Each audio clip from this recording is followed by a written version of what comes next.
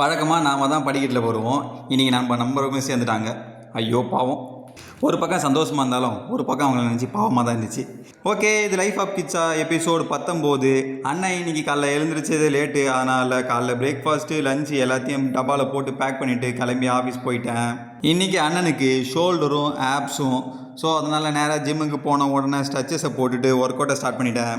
வழக்கம் போல் அண்ணன் என்னென்ன ஒர்க் அவுட் பண்ணேன் அப்படின்றத கேப்ஷன்ஸில் கொடுக்குறேன், செக் பண்ணிக்கோங்க. முக்கியமாக இது அண்டர் ஏஜ் சேலஞ்சில் 7வது நாள். நான் ஜிம் போனேன் இந்த லாஸ்ட் 2 வருஷத்தில். இது வரைக்கும் நான் இவ்வளோ ஹெவியாக லிஃப்ட் பண்ணதும் கிடையாது அண்ட் இவ்வளோ கன்சிஸ்டண்ட்டாக ப்ரோட்டீன் எடுத்ததும் கிடையாது. ஸோ எனக்கு உண்மையிலே இந்த 100 days சேலஞ்ச் முடியுமோ என்ன ரிசல்ட் கிடைக்குது அப்படின்றதுல நான் ரொம்ப சீரியஸாக இருக்கிறேன்.